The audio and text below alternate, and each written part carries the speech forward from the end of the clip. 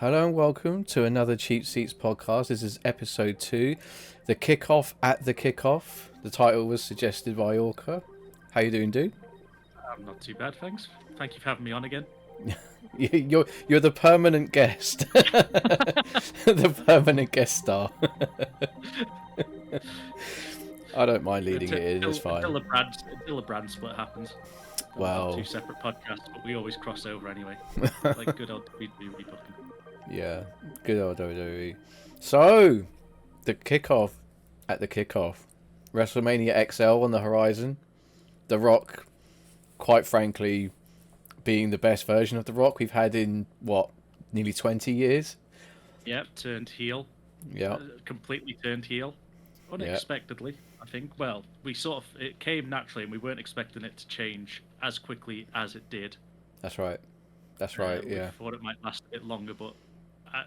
so before we get into it, do you think this was planned all from the start, or do you think this is WWE actually listening to the viewers? So I don't know. Before the Royal Rumble, you had The Rock give that little bit of a tease where he said, where should he sit? Should he sit at a bar? Should he sit at a restaurant, in a booth? Or should he sit at the head of the table? And it got everyone talking, everyone thinking. Okay, that's fine. But that was before the Rumble. So I don't know if it was just something he's teased and people were like, oh, yes, please. Thinking Cody wouldn't win the Rumble. Yeah. But yeah. Yeah, Cody won the Rumble. And then everyone was like, oh, yeah. Whoops, there's still a story to finish it. I don't know. I really don't know if they planned it or not. But you obviously have your opinion. No, I genuinely am torn because it seems too quick for them to pull the trigger on this. And we should point out now, disclaimer: this is going to contain a lot of spoilers to the kickoff. Oh yeah, and the Friday night Smackdown and Monday Night Raw. So if you haven't seen any of them free, go watch them first before you listen to this podcast. Yeah, 3 separate shows to go and see. Otherwise, spoiler alert. Yeah, spoiler alert. Like you've been warned. So that was quick. I think that they probably wanted to have this as a slower burner, and maybe even have a match potentially in Perth in the Elimination Chamber after a while. Right. I think the amount of backlash and the amount of hate and just constant boos they've got, you were essentially going to have a heel on heel where no one wins that main event at Mania if they carried it on. So a part of me thinks that Triple H has actually listened to the crowd and gone, we've done fucked up here. Let's pull the trigger and get Cody back into this match as soon as possible, and because there was no real the outcome of that press conference, which people cause obviously everyone's talking about how Cody and Rock embodied Will Smith and Kevin Hart. Yeah. It was just the slap heard around the world, but no one's really thinking about after that. There's been, until this Smackdown coming up, there's been absolutely nothing since on what's actually happened, because The Rock and Roman, by everyone's accounts, we're going to go to war at WrestleMania for not only the championship but also the head of the table title. Yeah. Which we need to add that you predicted this long before WWE. I did, yeah.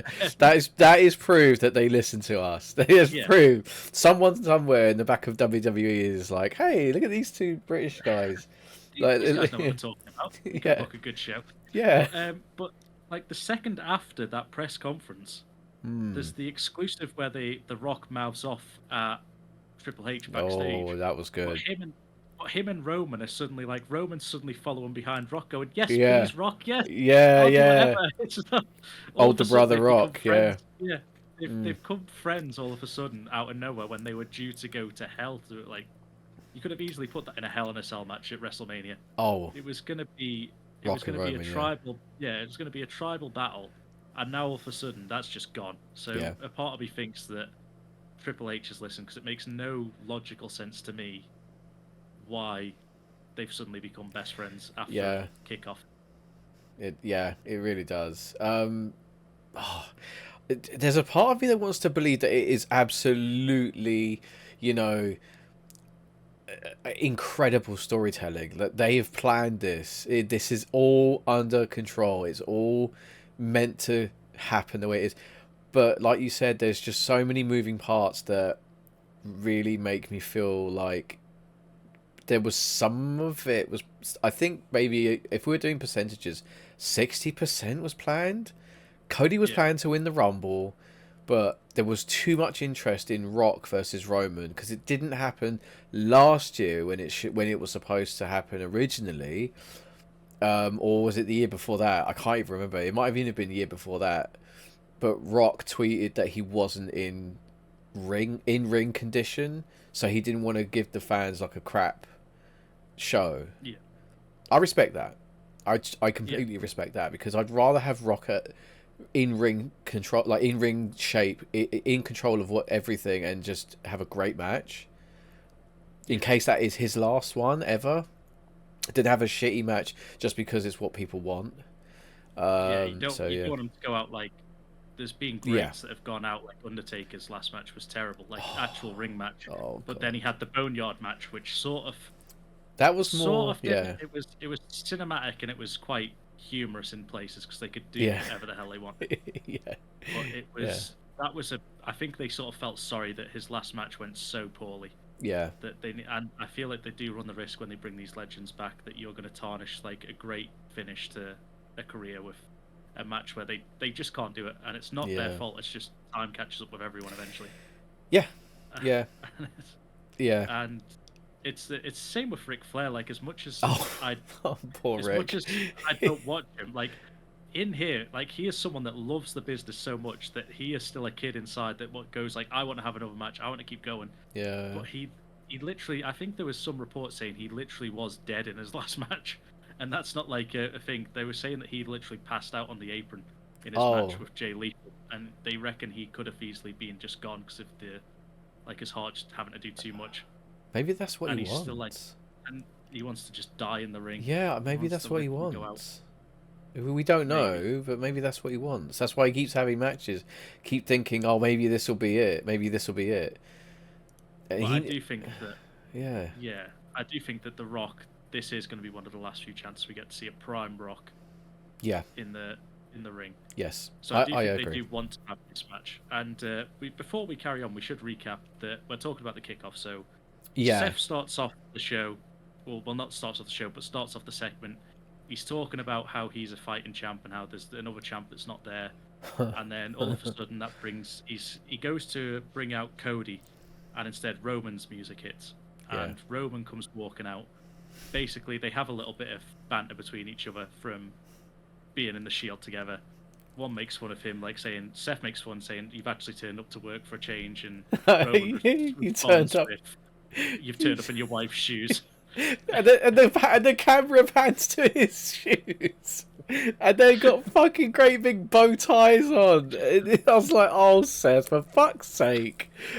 But it was fun. That bit was fun, yeah.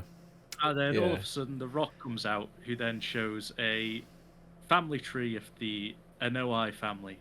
And is that how you say it? I don't know if I'm saying that correctly. Anoa'i family tree. And he's got everything there. And then that brings out Cody Rhodes, who just shouts, bullshit at the top of his voice. That was, there was a lot of foul language used during this event, because it wasn't Raw or Smackdown. Yeah. I think as well, which we need to bring up, which we can discuss after we do this recap, is do you think that the PG era is slowly going?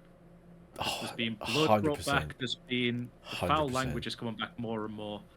It's 100%. Like TKO have sort of gone for like, get rid of that PG. Let's go back to the way wrestling used to be. Yeah, because when it is watered down, it doesn't feel authentic. Now, we know it's not authentic, as in, we know that it's predetermined. Everything they do in the ring is real. That hurts, we know. But it's predetermined. It's story. It's cinema. Now, they've gotten very, very good at allowing things to seem real. Or at least relatable. Sorry? Yeah. They're blurring the lines, I think. They're blurring the lines, yes. Yes, but not in a crap way like on Twitter or anything. Yeah, like you've got like the legit heat between Seth and CM Punk, and they've worked that to perfection. That was perfect. So they did that so blurring well. lines now. Yes. So yes, sorry. So you do have a lot. So you asked me, do I think it's going? Absolutely. Don't forget, TKO owns the UFC as well. There is so much room for crossover and blurred lines if they can come up with something. Although, of course, UFC is a legitimate actual fighting sport competition. You've got cinema and real. Yes. That's the two different variants. Yes. It's called sports entertainment for a reason. We're not sitting here. We're not sitting here saying that wrestling's real. It is scripted and it is fun and it's meant to be fun. It's meant to be fun. UFC. Well, I see. For me personally, I don't watch UFC. I don't see the entertainment in watching two people legitimately beat the shit out of each other to the point where you could kill someone in that sport. I know there's a ref there that can do it and they are trained, but you are literally beating someone to the point where they cannot stand up anymore. Yeah, I mean, I don't mind it. I don't mind it, but everyone's different.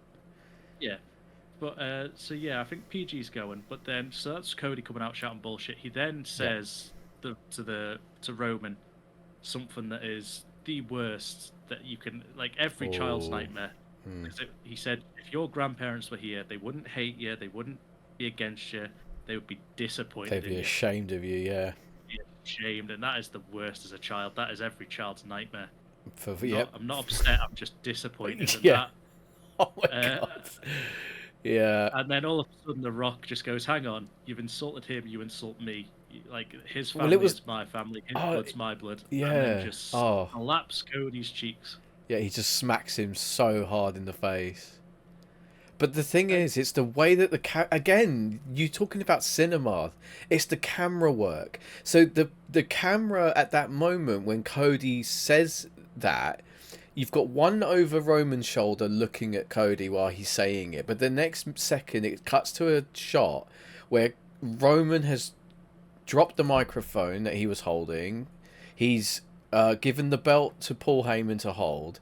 And you can just see Roman on one side, Cody on the other, and Rock just walks into frame past Roman. Now he's standing in front of Roman, facing down Cody, and he says, like, that's what, like you said, yeah, you mention him, you mention my family, you talk about him, you talk about me, you talk about blood, that's my blood, and he just claps him. But it was the camera work, like the shot of him just like making his point clear that while he wants to have a match with Roman for, you know, the whole the bloodline thing, he's like, no. I'm a Samoan before anything. Yeah. Like, do you know what I mean? I thought that was great. I really was like, I'm so invested in this right now. And we should say that during all this, Seth Rollins didn't walk off stage. He was just somewhere on stage like a lemon for the majority of this. Just standing there, just only to get involved at this end bit. So he introduces them and then gets involved where he comes to Cody's aid, which again sort of goes back to that. These pair were hated enemies at the start of when Cody returned. It was against Seth at WrestleMania. That's right. So Seth could get on the card. That's right. And then they had the three matches that they had against each other with Cody with his torn pec muscle. Oh. With that image of him just slowly taking off his jacket and revealing just the massive bruising that he's got. Well, that's blood pooling under the skin. Yeah. Oh no. And so them pair hated each other, and all of a sudden Seth's come to his aid, which we'll come back to later on, and you get to the Smackdown portion. Yeah. But then the Kickoff ends. The Kickoff ended with an exclusive on the WWE Network and YouTube page, where Triple H is having an interview with is it Kathy? Is it Kathy? I don't remember her name. I think it's Kathy. Okay. He's having an interview anyway, and all of a sudden you hear the shouting in the background. The Rock comes walking past with Roman in tow, just says he's out of order out there, and Triple H you need to fix it. Well, yeah, you need to fix it. And Triple H says you were out of order and you know it. It's meant to be like a promo event. It shouldn't be physical. Yeah. And then Rock just turns, and there is footage of what he says that isn't bleeped, but it does get bleeped on the network. He says he'll slap his fucking teeth out if he does it again. Yeah. It got bleeped, but there is unedited versions out there, easy to find. Which then ends the kickoff, really, which was. I just guessed there was nothing afterwards. Well, I just want to quickly add. So after Cody got slapped, then Seth Rollins sprang into life, and he was audibly admonishing The Rock and Roman, and he was like cussing Roman out, saying how he's a part-timer just like his cousin, like he's pointing at The Rock, and he's like, how dare, like he goes, you don't, he goes, he's just saying all kinds of like just negative things, like, negative, but also kind of true. Oh, absolutely. but that's what's making it so good, is it's all true. Since Money in the Bank last year, Roman's barely done anything. Yeah. So he is gone part-time, and he's exactly like The Rock, who shows up once every so often for a little bit of a good, a little bit of a nice thing, and then he disappears for another year and a half. Like, so yeah, sorry. So yeah, so then that was the end of the kickoff. And it was actually, all anyone was talking about. Before we move on, just one last thing on the kickoff. Do you think, because when they brought CM Punk back, it's just come into my head now, when they brought CM Punk back, Triple H basically cleared out the gorilla area. He took over the producing of it, so he put up the logo saying, like, War Games is coming to an end, thanks for watching, whatever. And then CM Punk's music hit. Yeah. And there was genuine reactions from people in the ring who didn't know he was coming back. Genuine reactions from people backstage who didn't know he was coming back. Yeah. Do you think there was anyone on that stage? Like, do you think Seth's reaction was real because he didn't know what was coming? Or do you think Seth was told first there was going to be a slap? Or do you think it was just Seth jumping to the aid because someone got hit during a promo segment and Seth was just annoyed? No, I think Seth. I think if the slap was not, I think if that was done on the fly, Cody understands the business, and well, they all do. They understand the business enough that, okay, Rock's gone off script because he's The Rock, but it's not like he punched him. He slapped him.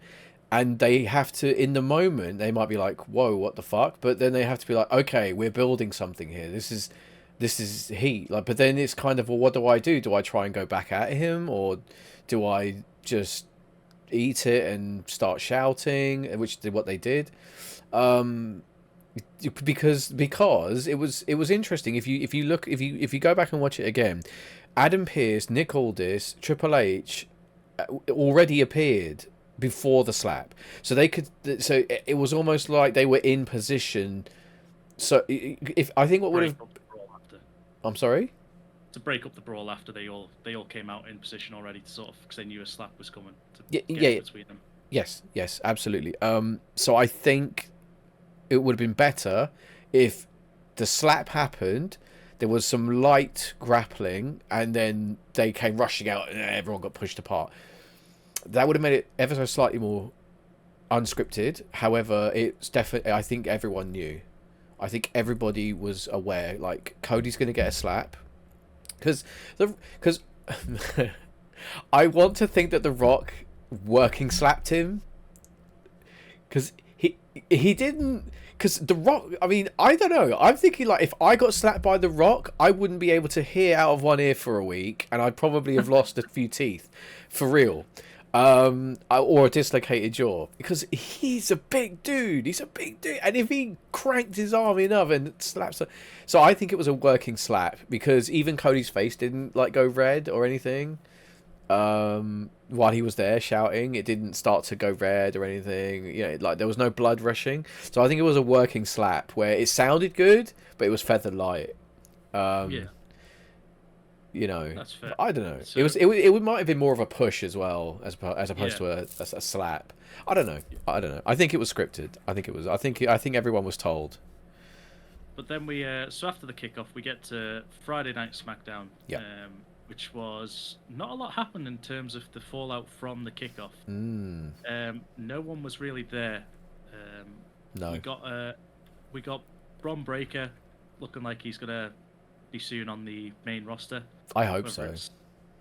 Well, he asked Triple H, who he doesn't know who to sign for, whether it's Raw or SmackDown. So I think he's coming. It's sooner rather than later. Although he did just win the NXT Tag Team belts with Baron Corbin as well.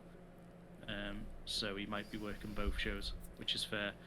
The only really thing we got coming back was the return of Dakota Kai after a few weeks out. Yeah. Which was a great segment for me after what happened at the kickoff was you had Bayley basically saying to Dakota, "Where have you been? Come to the ring with me now," sort of thing. And Dakota comes out. She's still got her knee in a brace because she's had the torn ACL injury for quite a while. And Dakota cuts a promo saying that she misses when it was just the three of them with Io, her, and Bayley. Yeah. And they used to be a force and good friends and this, that, and the other. And she had no idea about what Kyrie and Asuka were planning and this, that, and the other. Then you get Damage Control that come to the ring and surround the ring shield style almost. They each take an apron to themselves. Yeah. And Dakota just slides out of the ring in the background, leaving Bayley by herself. So you sort of think, like, okay, maybe Dakota did know. And Dakota then grabs a chair, brings it back into the ring, and looks like she's going to hit Bayley. And Bayley turns around and sees that Dakota's about to hit her. And then Dakota just runs, and Bayley moves out the way, and Dakota swings at Io to get the three of them off the apron. So you still have that little bit of doubt of will she, won't she? And I think at some point she probably will turn. Okay. I just don't know when that's going to happen. I think that Dakota probably stays as the mouthpiece for Damage Control, I think, for now. Because, well, WWE are now getting a bit better at letting, like, the talent from Japan speak in their native language. Yeah. I think there's still a part of them that's like, well, this is America. We need an English-speaking person on. Because most of our audience are not going to understand a word they say. So I think they need someone there. And I don't think that, well, they're good on the mic. I don't think anyone of Damage Control is quite good enough there without Bayley or Dakota to do like an actual mouthpiece. Okay. Their promos in Japanese, you can hear the passion. Yeah. I don't speak Japanese, so I don't have a clue what they're saying. I get. But it feels good, right? It sounds good. It sounds good. Yeah. Like you can hear the passion stuff, but for the general audience in WWE, I feel like they need someone that's going to speak English to like the masses afterwards. Well, how about this? So, I don't know how far back your wrestling memory goes, but I remember way back in WCW, because WWF at that point was already on Sky, like, or satellite as it was before it was Sky. So we got WCW on Channel 3, I think, and you had to record it. It was on at like 1 a.m. It was ridiculous. And I remember my mum used to record she used to like stay up late or get up and record the shows and stuff. And I remember there was a wrestler called Nikolai Volkov, and his promos were all in, well, I assume is Russian, because we don't at the time you don't really know.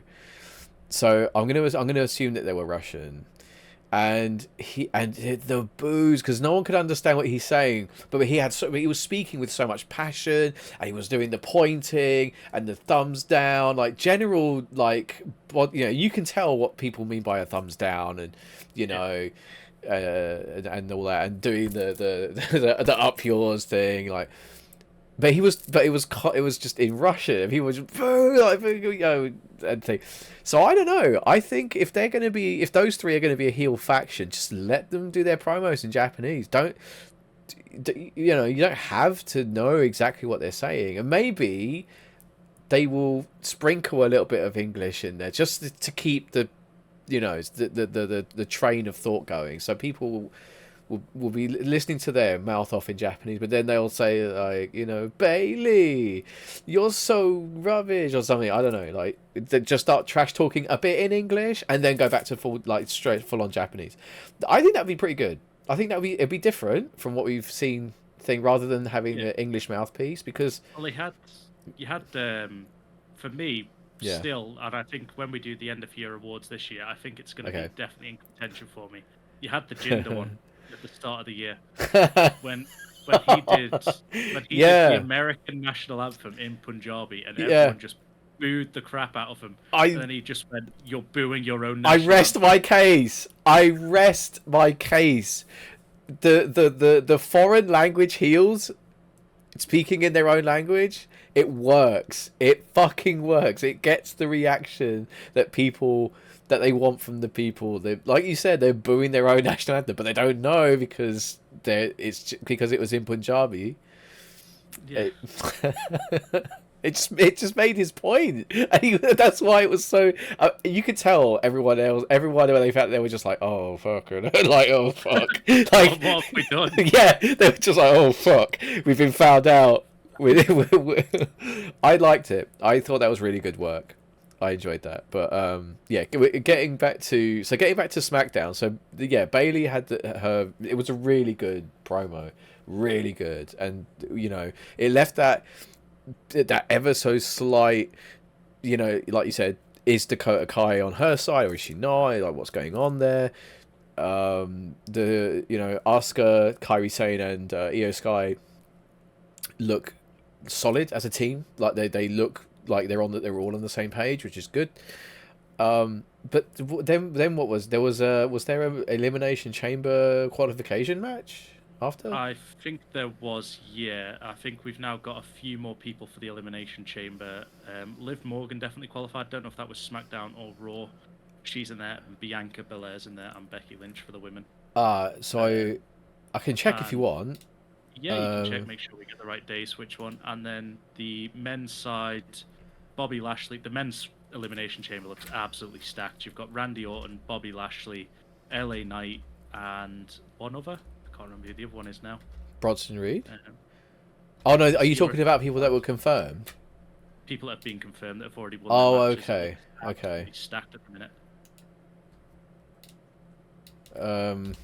Well, you said LA Knight, didn't you? Yeah. So he's in there. Bobby Lashley's in there. Yep. Oh my god. Drew's the F1. Drew's the F1. Drew's the fourth. That's it. It's Drew, Bobby. Is it? It should be 6 though, right? Knight. Yeah, there's still 2 more qualifiers to go. Okay. So Logan Paul's definitely in one. Bronson Reed's in one still to come. Okay, so on SmackDown you had the qualification between Bianca Belair and Mia Yim, but obviously we know Bianca Belair won. Yeah, I mean that's not a spoiler or us, just flitting over anything. That's literally just what happened. Yeah, it was a very short match for a very obvious match. Yeah. Yeah. And then I think Liv Morgan's also qualified for that. That might have been on Raw. Yeah, that was on Raw. Yeah, because I caught up with that. And Becky Lynch is also already there. Yeah. So you've got three women confirmed, 4 men confirmed so far. But it looks like a very... Oh, is there 4 women confirmed? I don't know if Jade's already in there as well. I don't know. I think that's probably going to be next week. Maybe. Well, no, because if she signed to SmackDown, didn't she? She did, yeah. Okay, so we might see that this Friday then. Yeah. Yeah. Possibly, but there was yeah. So this SmackDown was very very light in terms of anything, really. I think it was almost like a Raw after, like if it's after a big event, obviously that sort of lull, and I think the kickoff sort of was the high, and then this was just sort of a placement filler until we get to Elimination Chamber. Sure. But yeah, it's I think was that SmackDown? No, that was probably Raw as well. No, I think that was SmackDown. You had the number one contenders. Yeah. Yeah, they beat DIY to get through to face Judgment Day at Elimination Chamber as well. But that was it from a. It was a good SmackDown. I mean, 2 hours. It's always a good show on SmackDown because it's shorter. But... And then you had Triple H's promo, of course. Yeah, he came out. Yeah, as he always does. So then, some people need to know their roles. Yeah. If we move on, before we get to Monday Night Raw, there was a Twitter post, and it's quite a long one. So, I'm not going to go over it all, but it was on Sunday. It was released, and we'll name and shame the person that put out the first post because they're a dick. So there was someone called Nick Sautor, Right. who he covers stories on Fox News, Newsmax, and Timecast. Blah blah blah. Basically, call him Nick Bellend. So he put crowd in Vegas boos The Rock, demanding he follows through with aid for Maui. And then he put up a video from the Kickstart of the crowds chanting "Rocky sucks."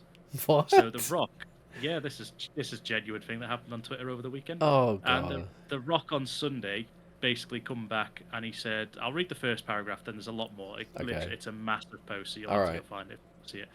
But he basically says, I typically refrain from responding to toxic, false, clickbait garbage like this because I hate dignifying bullshit with a response. But when you use Hawaii's tragic events to draw attention to yourself, I won't stay quiet. This moment you're referring to is from our WWE press conference this past Thursday when I turned, in quotations, heel. Wrestling parlance for bad guy. I'm playing it up with our crowd. They boo. It's what we do in WWE Universe, and we love every second of it. And then it goes on. He says all the stuff that he's done for Maui already. Apparently, there's like $50 million being sent over there with 8,000 survivors, and there's lots more. Fucking and hell. then but yeah, so there was quite a big kickoff where someone's basically trying to say that using The Rock against himself. Jesus That kicked off on Sunday night. Fox News needs to just fuck off, like off of Earth, just into the fucking stratosphere and gone. They don't do anything good. Nope. Nothing positive. That happened, and then that's the quick one that happened. That's all I seen on Twitter and stuff from over the weekend after the kickoff. But then we move on to Raw, which happened just 2 days ago as we're recording this. Mm-hmm. We timestamp when we record the podcast. Wednesday. just throwing it out there. This particular one's been done on a Wednesday. Where we had quite a lot. It was promo after promo. God. Good, just it's great. 3 hours. I used to hate the promos in WWE when I was younger, and especially in the Vince era. You would always start off with like a 20-minute promo on Raw, and I would just be like fast forwarding it, going, "Yeah, they're saying the same stuff. Anything interesting happened? No. Okay, they've just spoke, extended, like no storylines, done nothing for whatever. It was just filler." And now the promos, like last night's promos, were all really good. They were really good. I don't know if they're scripting them better or if they're literally not scripting them. And that's the thing. I think maybe they get like bullet points to say you need to cover this, this, and this, and the rest you just go for it, fill it whatever you want. Like, I suppose they do that to the ones they trust. Maybe the up and comers maybe get it all written for them and they have to stick to a script. But maybe I think there's some people that definitely seem to just be able to go off by themselves. Yeah. But we had a few good promos. Cody obviously came saying that he's doing it for the crowd. He's doing it for the people. He said he's doing everything because of them. But he's not doing it for The Rock. Yeah, he's not doing it for The Rock.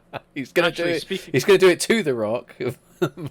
Speaking of doing it for The Rock, that's another thing that came up on X. I'm pretty sure Rikishi got involved doing it for The Rock once again. Oh, no way. Are you fucking what? I'm pretty sure he did. Oh, that's hilarious. Real Rikishi. Let me just double check. I've got Twitter bless open you. Here. What day would it have been on? I'm guessing that's a poo emoji. Oh no, it's just him. It looks like a poo emoji. I don't know what that is. My screen's that small over here. Wow. What just happened, he put on there. Oh my god. Right after the kickoff. Brilliant. And then he put he basically kicked off saying it should have been The Rock. So he's doing it for The Rock again. He's doing it for The Rock again. But yeah, so Cody goes down. He says that he's going to do it. He's doing it for the crowd. He loves the WWE universe. They've done everything for him since he's returned. This, that, and the other. And then Seth Rollins comes out, and the promo between these two is just chef's kiss. It is. Yeah. It's pure cinema. Yeah, these pair, the passion's there, and as you say, it's blurring the lines of what's real and what's not.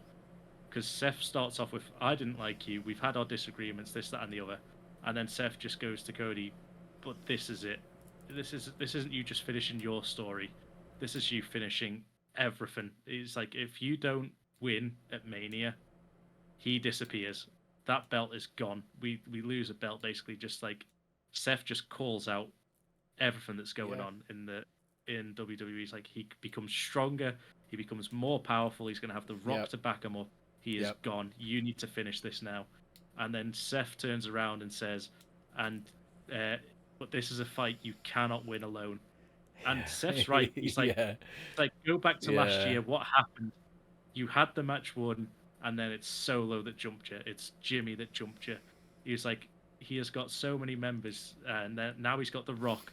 He's like, you can't do this alone. So what you need at WrestleMania is a Shield. And at that moment, Yeah. I was like, yes, I was fuck like, yeah. yes, all the yes. This Bring is it so back. good. The Shield. Oh my And god.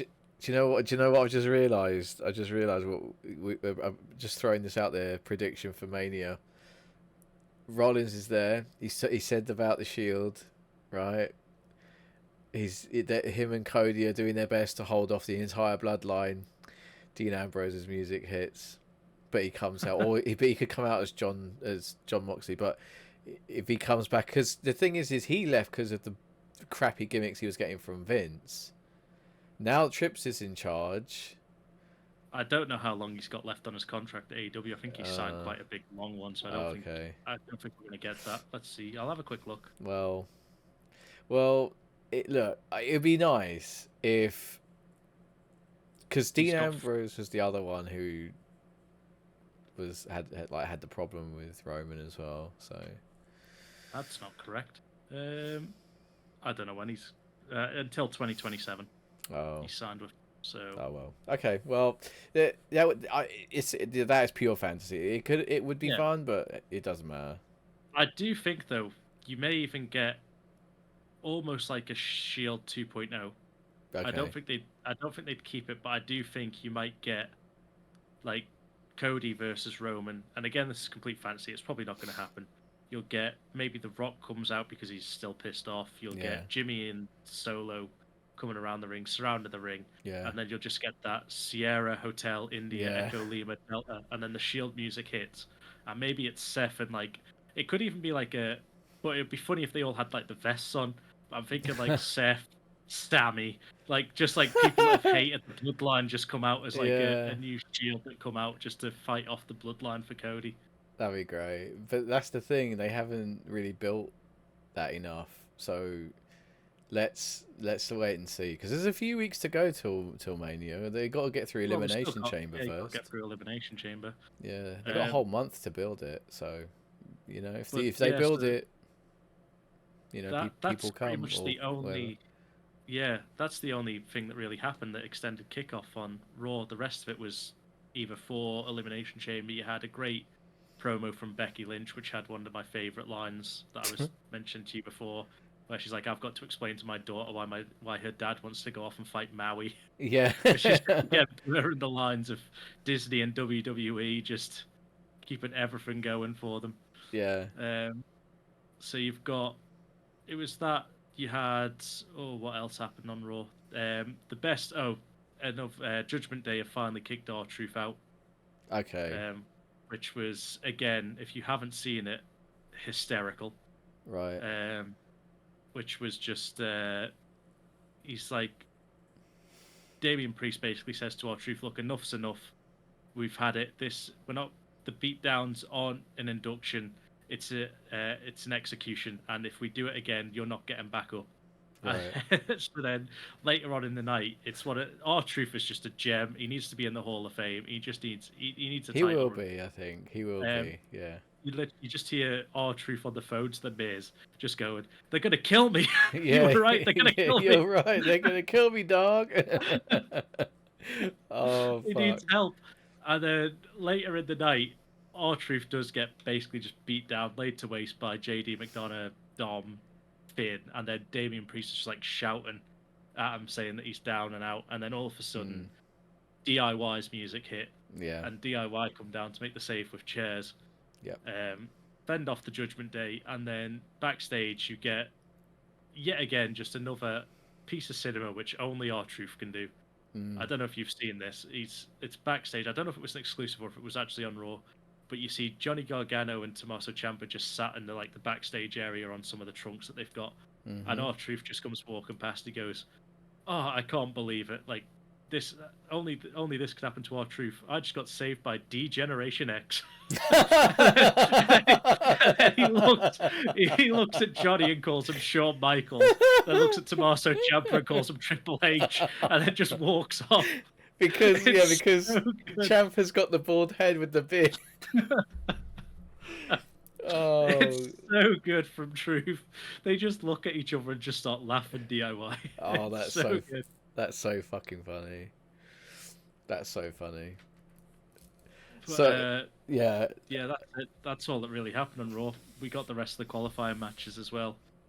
yeah. So I know that. Yeah. So what's her name? Liv Morgan beat Zoe Stark, Yep. which Zoe we kind of anticipated. Yeah. Did we not? Yeah. And then I think Liv is getting a push now, and I think a few people on Twitter as well have sort of alluded to the fact that, and I don't know if this is just because it's big time Bex, like they don't want Becky and Charlotte around, because I think they've become Right. almost too good that they're sort of being forced down your throat, and that's what the universe feels like. She can't doubt their ability. Like Charlotte's still one of the No, best wrestlers in the absolutely. world, and you just don't like the fact that she always seems to get like come back from an injury and just go, right, I'm in a title picture now. There's no like Yeah. build 20 Charlotte feuds. It's just I'm Charlotte, I get this. Yeah, And I think that's what a lot of them were sort of like feeling. And I agree. I feel like the same as kind of being done for Becky. She has taken a step back. She hasn't had a title match in a long time. But a lot of people on Twitter are saying that they want Liv to go against Rhea because they have the history there of when Liv was like scribbling the X's on the eyes of Rhea when she turned on it to join Judgment Day. Yeah, yeah. I don't think Liv is the person to beat Rhea just yet. I think there's only a couple of people that can beat Rhea. Mm-hmm. But I do think they put on a good match. Whether it depends if they want Rhea to hold the belt a bit longer, I guess. And I should say that, but it's again, this is what we touched on in the last episode was that you've got Elimination Chamber where Nia's facing Rhea for a title belt, but then they keep just saying, well, who's going to face Rhea at WrestleMania? Yeah. It's sort of. Yeah. It's a bit difficult. It's a bit difficult to choose. That's for sure. But I do think we are going to get two very good chamber matches this year. It like sounds so it. far they are looking stacked in both sides. Yeah. Yeah. I mean, the men's one, I looked at like who is already in. I was like, wow, okay, that's going to be a great match. And the women's one should be just as good. It should be just as good. The only thing is with the women's one, it's for the number one contender, is it not? So are they? Yeah, the women's is the number one contender, and the men's is the number one contender for Seth's belt. Right. So basically, what they're trying to do then, they're trying to make the let me get that right. The Elimination Chamber like a second Rumble almost. That's how it feels. Like, so, because yeah, Sorry, go on. I was just saying, I'm just looking down the match card for what we've got for the Elimination Chamber so far. It's 4 matches. Again, it looks like a small pay-per-view, but absolute mental matches. Yeah, but so you've got the Rhea Chambers... versus Nia Jax, but they've put, instead of just for the world, like the female champion or whatever, the women's champion, it's just one belt, isn't it? No, it's not. There's 2, so it is the Raw Women's Champion. The reason that I'm not saying which one it is because they've changed it to the Hometown World Champion. Right. Okay. It's not... Okay, they want to be like that. Okay, that's fine. I guess. The men's elimination chamber match. Winner gets Rollins, and then this is where they've now changed it. Women's elimination chamber match. Winner gets to be decided. Okay. Well, we know that Bayley is facing EO, so it has to be Rhea Ripley. Yeah, but I think what they've changed it, so instead of saying for Rhea, they've changed it to TBD now because obviously Rhea's facing Nia. So I think they've sort of realised the mistake they've done where they've put it for Rhea's belt, and now they need to get it out. Okay. So they've changed it to TBD. Right. I think that may be a bit of a spoiler on who's going to win. Yeah. Maybe. Judgment Day and versus Pete Dunne and Tyler Bate for the tag team titles. Yeah. That's all you got so far for that. But yeah, that's a who good else card. would you like going forward? Who else would you like to see added to these matches? For both men's and the women's before we move on. I think, well, there's no tag apart from the. They could have had a tag chamber, but that would have made the card too long, probably. Who would I want to see added? They've got Bobby Lashley. Yeah. I don't know. Maybe for the men's one, for Seth Rollins' thing, AJ Styles. He's already been eliminated. Yeah, that's what I mean. Drew took him out because of LA Knight interfered, which means that AJ's just going to be under the ring.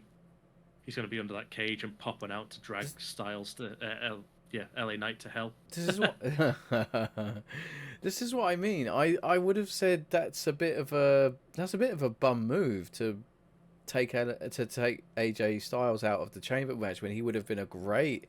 Because again, it's a bit like the Rumble. You don't want to have the Rumble with three people that could potentially win and an entire mid card. Because then it's better to have lots of people who could win. Then you don't really know who's going to win because it could be any of these guys. That you want a chamber like as much as that. That's the way I don't really know who else. I think for me, this is maybe Solo. I know he's not. Take the other belt, maybe. Yeah, I mean that could be something they could do. Maybe just put Solo Sikoa in there. I think he'd be fantastic in a chamber match. Because then if he were to win, then the stakes are even higher because then the bloodline has everything. Yeah. For me, just saying. For the men's side, there's two people I can think of that might go in. I still can't. In fact, no, because I don't think one of them's in the qualifier match. So I'd say the one person that I think is definitely getting entered into this cage is going to be Logan Paul. But he can't. He's the US champ. He's got a qualifier match for it, but I can see Logan Paul going into this match. Once we can do the high spots because he can jump off the top of one of the pods or something like that. Yeah. You need some sort of like high flyer in a chamber match, I feel, to get the most out of the structure. Rey Mysterio. But unfortunately, he's still injured. He's not. Oh, okay, yeah. But I think you put Logan in this, and that's where you're going to set up your feud for Mania between Logan and LA Knight. Right. I think them pair are going to brawl. Like one will eliminate the other or something like that, and then the other one will cost the other person. That'll set up your feud between them pair for going into Mania. I think the other one has to be someone like Bronson Reed, someone that should just be considered an absolute unit. And they could, with the star power that you've already got in that match, you can elevate Bronson Reed to the top. What about the card. Well, I mean, I was going to say, what about Bron Breakker? Yeah, if he comes up and goes straight in, he could run riot through the chamber, I guess. But like but you made a really, really good point. Is that he's currently NXT Tag Team Champ with Baron Corbin, so he'd have to bin that off. Which then he could because Baron Corbin, like, he's good in the ring, like he can get a match out of anybody. So like maybe he's like, sorry Corbs, I'm going into the chamber, I'm going to win this thing, and if I do, and I beat Rollins at Mania, we can be double champs, but I can't work 2 shows. Yeah. So you gotta find yourself a partner. And then Corbin can be all pissed off. For the women, I think there's 3 spaces still to fill. So currently we've got Bianca, Becky, and Liv. For me, I'd say the last 2 of the last 3 that I definitely want in here is Jade Cargill. Yeah, I think she'd be a unit in this match. Yep, absolutely agreed. I think deep down you know who I'm about to say. My golden girl, Tiffany Stratton. I want her that would in this be match. Really good showcase for her. That would be a good lift up to really. Yeah, that would be good. I would do the high spots. She can do the high spots. I think you can let Tiffany eliminate Bianca, and that way, yes. Then she could say, "I've eliminated you from the Rumble. I've eliminated you from the Chamber." You set up a feud. I'm not having Tiffany win the Elimination Chamber. I'm not stupid. Okay. And then I think the last person, you go again for someone that's like just a brute and go for like Piper Niven or something like that.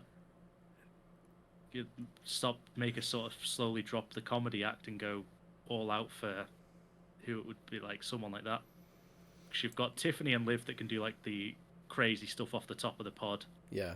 Bianca, Becky, Jade, and then even Pipe, Solid. like just Yeah. units, solid, Yeah. like strong grapples that are going to hit each other around this cage. Yeah.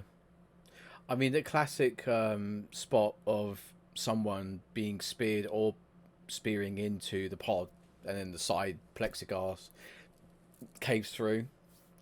Yeah. That's always a good thing to. That's always fun to see. Yeah. Either that, or you put the four. Like, I still want Jade and Tiffany, but then you do go for a comedy spot, just to have comedy in the elimination chamber, and you put Chelsea Green in. And just see Chelsea like try and lock herself in a pod because she's scared of like Becky or Bianca coming for her, and then you could have like you could have someone from Piper Niven could be outside trying to direct her, but she's like she could just have comedy moment after comedy moment before getting eliminated, or even go for like the Santino and get right the way through. Yeah, get right the way through to the end. I mean, the thing is, as cool as that would be, it would kind of, I think, it would pull away from the importance of the women's chamber, and you don't want to make the women's division too much of a joke, or that big matches like that are a joke. So, I don't know. I think what would be really good is if they are going to do the haha with Chelsea Green and Piper Niven, they can do it where, like, you kind of already sort of planned out, where Chelsea kind of just avoids everyone. Like, she does everything she can to just not be involved, but around her, pinfalls and submission or whatever takes place.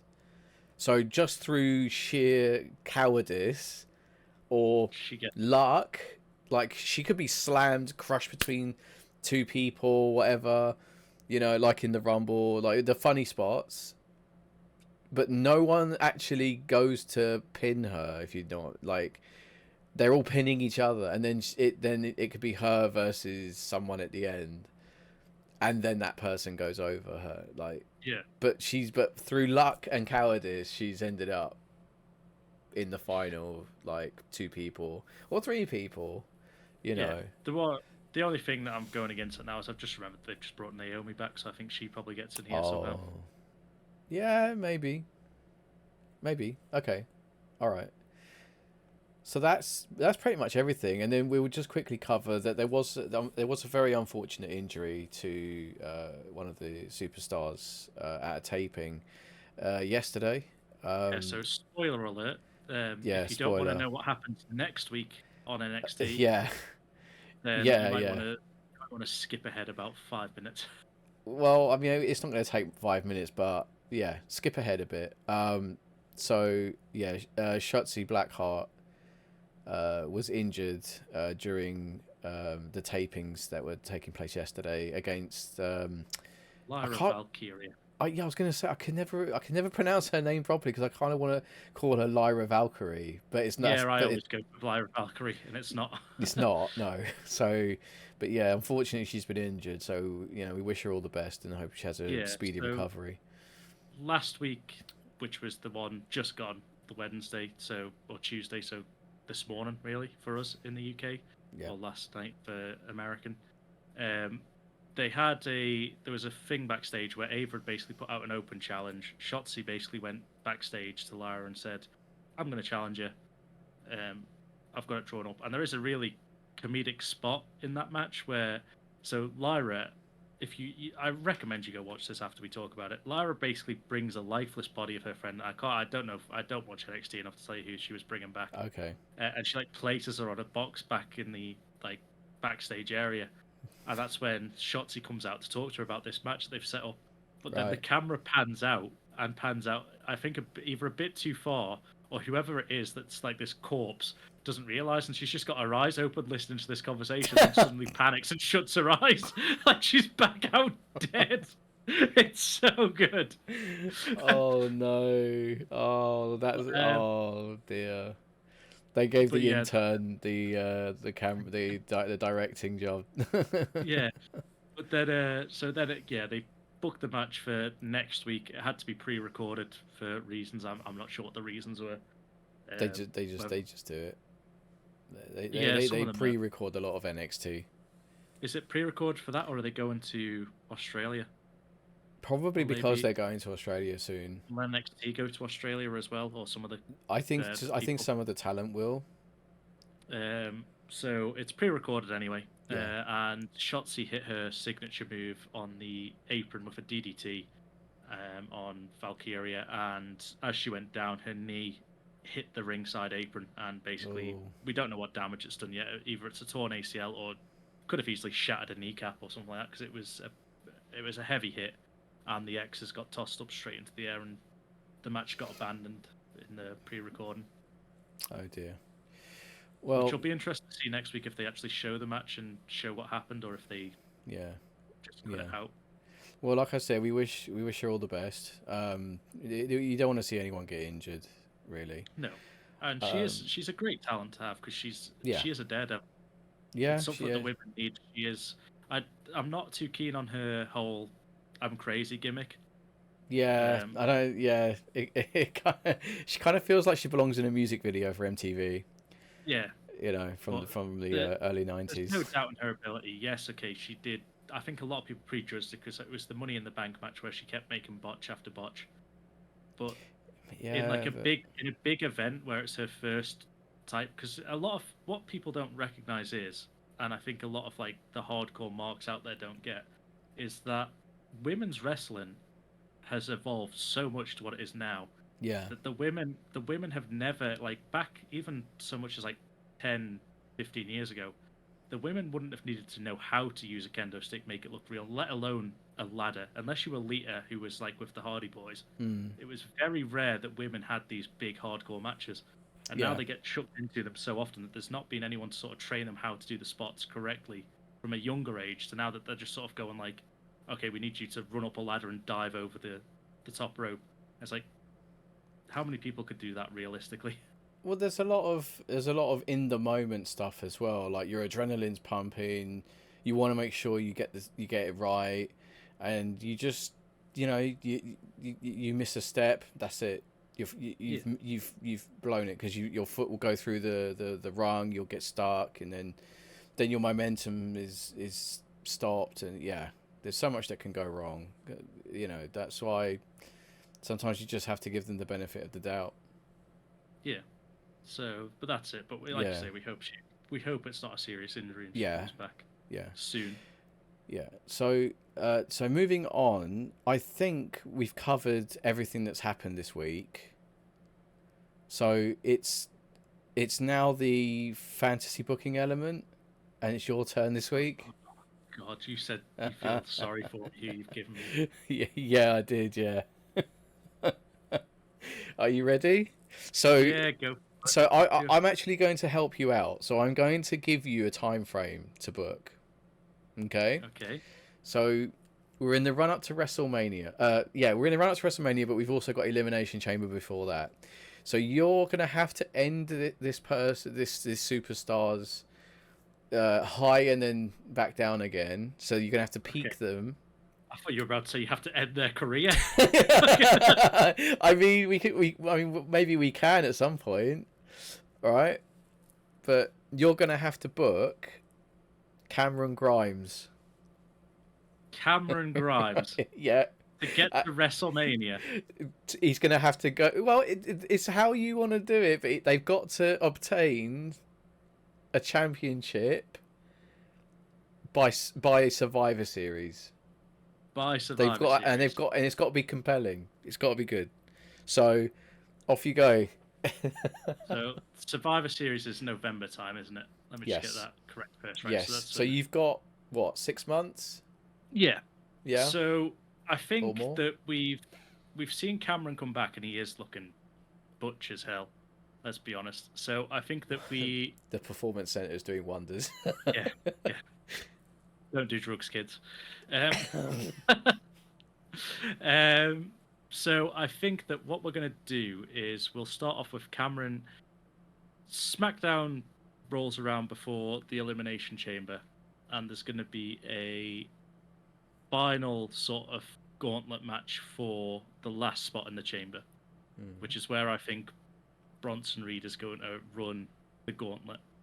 But I think before then, you have a group of about 8 superstars, and one of them is going to be Cameron Grimes in this, and everyone thinks, okay, he's gonna be in the opening too. I think you then have Cameron Grimes beat the first person.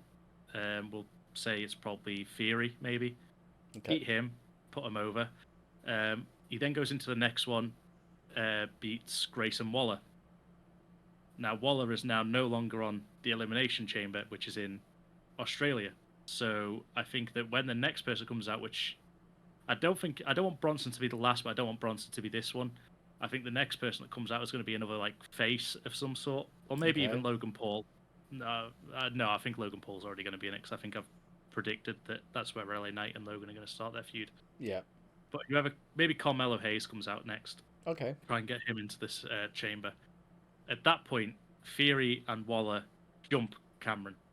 They take him out before, as Hayes is coming down the ramp, they just get in the ring, beat him down, so he's out of it. But he's put on a good show. He then gets eliminated by Carmelo Hayes and gets taken off, so he misses out in the chamber. He then goes away, and the sort of the happy... He's quite serious anyway, but he's sort of like the happiness, sort of smiley Cameron Grimes disappears, and you eventually get some video packages leading up to Mania, where you get him sort of... He's been training. He says that he doesn't forget what happened and what cost him his chamber match. So the video package is there. Nothing really happens. You then get to WrestleMania, or the night before WrestleMania, sorry, night 1, on the Friday night Smackdown beforehand. And Grayson Waller has the Grayson Waller show that sets up that he's going to run down the card. He's going to bring on like guests. He's going to bring on Logan Paul, who's defending his title at Mania against LA Knight, and they're going to have a good little heel conversation back and forth. And then the next thing, Cameron Grimes just jumps Waller from the back, just comes out the crowd, down the steps, over the barrier, into the ring, beats down Waller from behind. So Logan and Theory are there again. They eventually do overpower Grimes and beat him down, but he's had this like defiant babyface run. Grimes, as they leave, they go up the ramp. They're carrying Waller up the ramp back to the backstage area, and Cameron Grimes is like out of breath, beaten down, and he goes. He says again that he's never forgot about what happened, about his elimination shot. So he wants Grayson Waller one-on-one at WrestleMania, and that is going to be Waller's match at WrestleMania. So the night 1 probably it's just a mid-card filler, bathroom break match almost for Mania to get him on the card. They have a match. Grimes wins that match and takes down Waller. So Waller has been put aside and put to bed. So his stock's already then gone up to like being in the mid-card picture. He then has a few more matches week after week. Backlash comes around, and this time he has a match against Theory, who's defending Waller's name. Mm-hmm. Theory, who's also been a former champion in this. And again, Waller sort of comes out, causes a distraction. Grimes takes the loss at Backlash. Right. So you sort of have Grimes then stumbling down a bit. He's still sort of in the mid-card. He can't get anywhere. And he goes... Waller sort of says, you weren't relevant in NXT. You won't be relevant on my brand. Okay. This thing, or if I like, oh, you won't be relevant, mate. And he goes, he's Australian, isn't he? That's how Waller speaks. That was Australian? Okay, all right. Whatever you say, boss. Then, so Grimes basically goes, he goes back to NXT for a bit here. He goes back to where he was. So he goes from being on the main roster back to NXT, but he discovers himself back there to the old Cameron Grimes that we used to know and love. And I'm going to fast forward a few months to, I think it's around June-ish, July. Mm-hmm. Okay. It is. And he gets called, it's the Money in the Bank. Money in the Bank match comes around, and I don't know, who am I going to have that wins the pointless briefcase next year for the men? It doesn't seem to get cashed in. We'll give it. Chad Gable can win it or something like that. Okay. Poor Chad. Yeah, I've just picked someone. But then that following Monday, oh, no, it won't actually be Chad. Who will we have? We'll have someone like maybe a. It needs to be someone that's like mid card that can be easily swayed. So it's going to be someone that's getting a push in WWE at the time. Maybe, you know what? Maybe it could be like R-Truth or something like that. Could just win it randomly in the Money in the Bank briefcase, something like that. Okay. But then, the next Monday, you see that a deal has been made. And R-Truth comes to the ring, and he's no longer holding the briefcase, but he is instead in like a blazer and all that. Nice. And then all of a sudden, yeah. And then all of a sudden, to the moon! Cameron Grimes' music hits. He walks out holding the Money in the Bank briefcase that he has purchased from R-Truth with his millions upon millions. He's got the what was the $sign belt that he had? It wasn't the money one. The $1 million belt? No. Yeah, he had one similar to the $1 million belt. Okay. I'm pretty sure. So he has that belt over him again. He's gone back, like Waller said, to when he was in his prime in NXT, and he has got the Money in the Bank briefcase. And at this time, you've got Cody. I'm having Cody win this belt because, by God, we need a story to finish at some point. So he's going to be one champion, and then the other champion is going to be Daddy Drew. Okay. So I'm going to have Daddy Drew win, which does contradict one of my predictions earlier in the year. It does, but okay. But Drew McIntyre's the other champion. He's the one that's got Seth's belt. So he's being like. So he's the world heavyweight champion. So where are we now? We're at Money in the Bank. Yeah, Money in the Bank is just. Okay, so Money in the Bank. Okay, so Drew. So at this point, Drew McIntyre is the world heavyweight champion, and Cody Rhodes is the Universal champion. Yeah. Okay. Yeah. So then Cameron Grimes has now got this Money in the Bank briefcase. He says that he's bought it from Truth.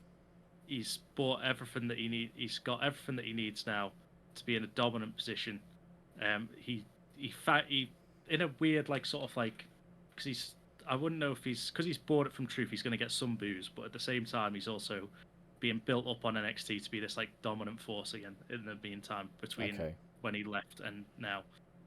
He says that he's bought his way to the top like he used to, and he thanks Grayson Waller for saying that he needed to get back into his best, which is this. So he has this like his top hat on, he has all of this like this big belt, he has everything. It's the old Cameron Grimes that we used to have. Yeah. He then for the next few weeks he sort of does the whole. He's got the briefcase, so his musical hit during matches for Drew and for Cody, and he'll come down, but he never cashes in. He just like sort of stalks the ring. Classic sort of like will he, won't he sort of thing. Yeah. You then have there must be a couple of pay-per-views between Money in the Bank and is SummerSlam after Money in the Bank or before? After. Yep. So SummerSlam rolls round, and we have a triple threat match for the US title between Grayson Waller. We've got who's going to be champion at that point. LA Knight has probably dropped it and gone back into the main title picture. No, I'll have LA Knight in there again, Waller, and we'll put Chad Gable going for that. Certainly does make an appearance in this prediction somewhere. And we want to push Chad so much. Yeah. Okay. And unfortunately, I'm not pushing Chad though, because the winner of that match is Grayson Waller. Oh, okay. Grayson Waller is the US champion, except he comes out the next night on Monday Night Raw, and he's changed the belt design to the Australian champion. I said this, yeah. It's no longer the US belt; it is the Australian belt, and he welcomes all challengers. So Grayson Waller then has the open belt, the open title defense challenge, and he defends it constantly. The next thing, a couple of weeks down the line, before SummerSlam, he has the same challenge, and Cameron Grimes answers the challenge. Still with briefcase in hand, he comes down to the ring, and Grayson Waller beats Cameron Grimes again, and again just goes, "I told you, mate, you're not good." I'm not going to do the Australian. But he says that he's not good enough for this for the main brand, Yeah. and he should have stayed in NXT where he belongs. Ooh. So SummerSlam rolls around. Waller has his Grayson Waller show, and he brings on his guest, which is, I don't know, he can have maybe LA Knight on, who he beat for the belt in the triple threat at the last pay-per-view. And Yeah. it gets them on the card. They start talking back and forth, and LA Knight obviously does face. He's bigging up the crowd, he's bigging up other people. And then LA Knight sort of bigs up Cameron Grimes, saying that he keeps targeting someone, telling them to get back to NXT, do this, do that. And Grayson Waller then just does the usual end of a Grayson Waller show, just slaps LA Knight. Yeah. They have a little bit of a brawl. Yeah. All gets cleared down, and the evening goes on. But there's that thing there where Grimes has now got people from the main roster saying that he should be back on the main roster, and he has done nothing wrong. Whereas Waller is still wanting to put him down and back into NXT. And I think that then, as we get to the next pay-per-view after SummerSlam, Yeah. Waller has his match against LA Knight, a rematch for his belt that he lost one-on-one. And LA Knight puts up a great fight, again loses because Austin Theory comes down, breaks up, doesn't get DQ'd, but sort of like distracts LA Knight. Waller finishes the match off. We get Waller retains again. Okay. At that point, LA Knight is just infuriated with the fact that he's just been cost this by Theory again. So he goes to town on the outside. He just wails away on Austin Theory, and Waller is celebrating, comes down to try and help Theory, and Waller just gets clocked with the Money in the Bank briefcase, and Cameron Grimes rolls Waller back into the ring. Okay. LA Knight hits a blunt force trauma, and then LA Knight picks up the briefcase, hands it to Cameron Grimes, and just goes, "It's your turn now." And then just Cameron Grimes cashes in, and at the same time as that, LA Knight's outside just wailing away on Theory, who's trying to stop the cash in, and just stops that. And in the ring, referee comes down, who's still there from that match, starts the match. Grimes hits his finisher. 1, 2, 3. He is the new US champion, and he will run away with it for a bit. He goes off again, and he comes out, basically celebratory thing the next night for the US belt, which I think also sort of brings this belt back into sort of relevancy a little bit. You have Cameron Grimes then saying that this has always been a prestigious belt. He goes full on babyface. He takes away the Australia plates. Goes, yeah fuck you, Aussies. I don't know what he does. But he rips off the plates. It's always been the US belt, and he will keep it the US belt. And he says, there's only 2 people I need to thank for this. And he brings out LA Knight and R-Truth. And then all of a sudden he goes, but I've got you a gift for you who believed in me for so long. And he gets LA Knight a cashmere vest, biker vest that he's got, so he can have that. And R-Truth comes down dressed in full blown. I'm gonna go full blown Godfather pimp vibes. He's got a big hat with the big feather coming out of it, a big cane, and he's just he keeps giving money to R-Truth. He's just been paying to keep R-Truth by his side this entire time. Okay, all right. Which we then eventually get a few the Miz, who's still babyface at this point because he's turned babyface. He's doing the same thing he's doing now for R-Truth for the Judgment Day, and he sort of says to R-Truth, look, this should have been your briefcase. You should have won. You should have had this. You should have done. Why did you cash in? Why did you do this? And R-Truth is just every week R-Truth's putting on these great promo videos where he's just spending money doing whatever he wants. Yeah, because that'll be gold. Yeah. He's just doing whatever he wants, and then he just if he runs out of money, he gets on the phone and calls his little dealer, and it's just Cameron Grimes just goes, yeah son, and just transfers him a bunch more money. Wow. keeps him under. And it's not until eventually he overhears Cameron Grimes saying to, because the Miz is there, and Cameron Grimes starts saying to the Miz, I'll pay you if you stop talking to R-Truth. And R-Truth overhears this, and I think that is where you get your feud going to Survivor Series, where you've got Cameron Grimes slowly turning heel and money hungry, where he'll eventually start to come down and out of favor with the WWE fans, Okay. And The Miz is going to be in R-Truth's corner, where we will eventually get in Survivor Series R-Truth beating Cameron Grimes and taking the US belt, so R-Truth gets one last title run in WWE. Nice. Do you think at that point he might go part-time, like semi-retire? I think he'll have one last run R-Truth where he's there, but I think he'll slowly whittle down. Then that'll be the last belt he has, because I don't think you're ever going to get R-Truth like a world title at this stage. But he can still have a decent mid-card run. And I don't think he wants to be remembered as the last 24/7. His last belt was the 24/7 championship. No. So okay. I have to say, I would watch that. I would be invested in that story. Not initially, but I would be invested in the story. I liked it. I thought it was pretty good. That's pretty good booking. You should seriously apply for a job to be a writer for them. Because you could just take the most random fucking superstar that has nothing going on and book them into a good angle, and that's what they need. Because at the moment, he's not using his crypto, like, trust fund baby gimmick, is he? He's kind of just there. He's a happy-go-lucky guy that comes in. He's being absolutely jacked now. So he's basically Happy Corbin. Yeah, pretty much. Well, okay. I mean, the old school Grimes that was far better when he was just chucking money around, and he even had. Yeah. Go on. Yeah. Didn't he have Ted? No. Who was it? Who came out? Let me just Google it quickly. The $1 Million Man. Yeah, Ted DiBiase. Ted DiBiase did come out and give him the new belt. Yeah. Saying that he is the new $1 Million Man. Yeah. Yeah, he tried to get him over with that. I mean, I don't know how you feel about it, but I always loved the $1 Million Man because he always got his shit kicked in, but he was so good. He was such a good character.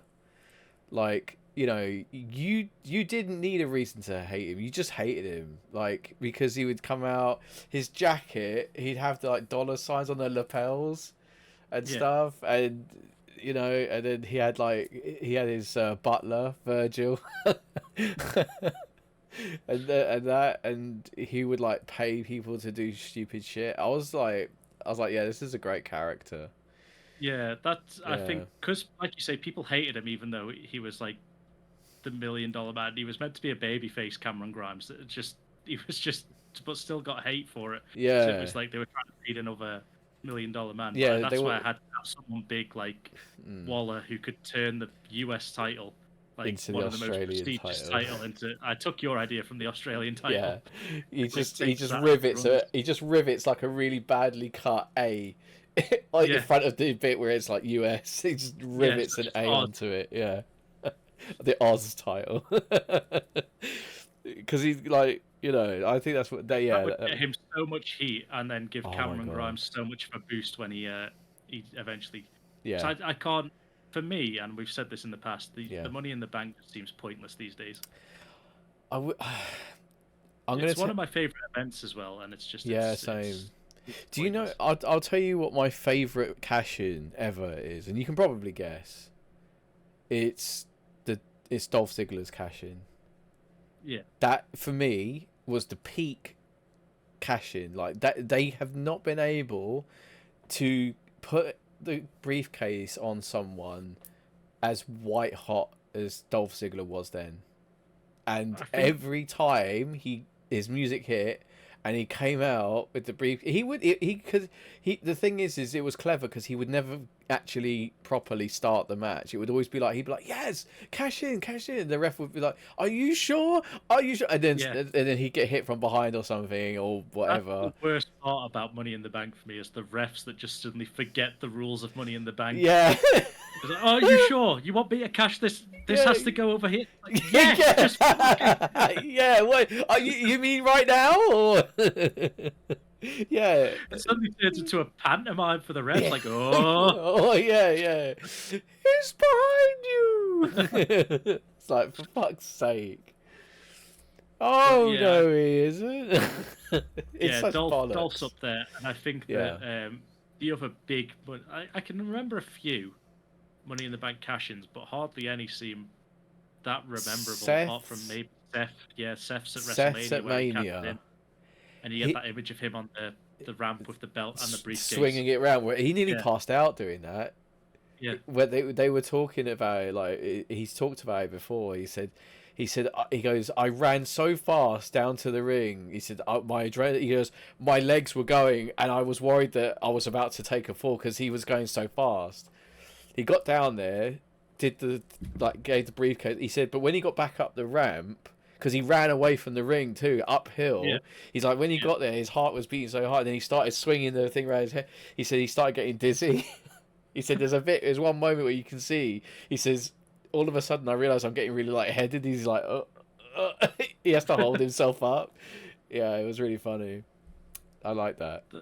Yeah, that's pretty much the only Money in the Bank ones. The Dolph, and then obviously the Edge one where he gets basically summoned to cash in.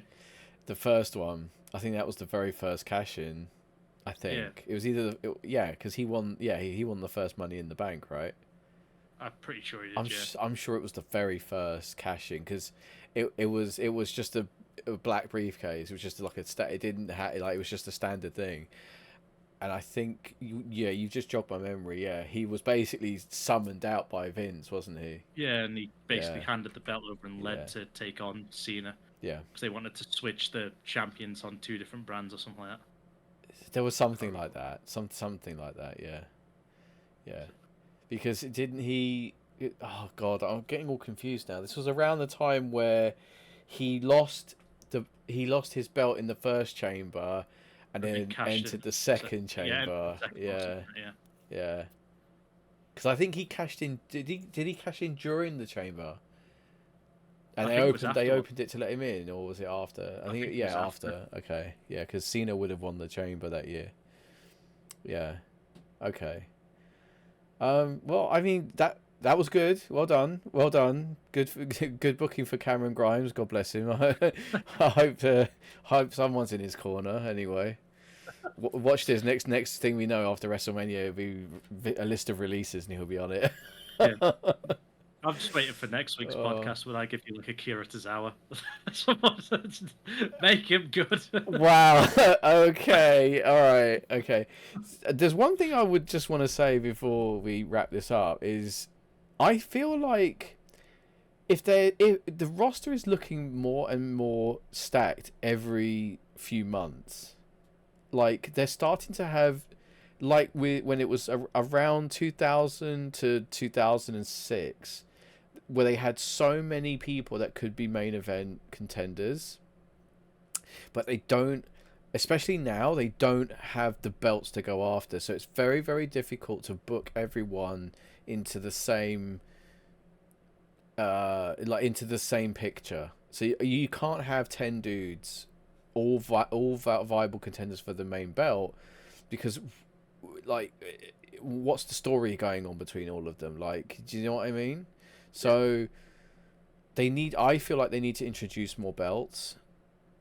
I know it sounds crazy, and I know it's like really stupid. Or what they could do is, now that they have clearly gone crossover universe, like metaverse with TNA, they could have cross promotion champions, cross promotion.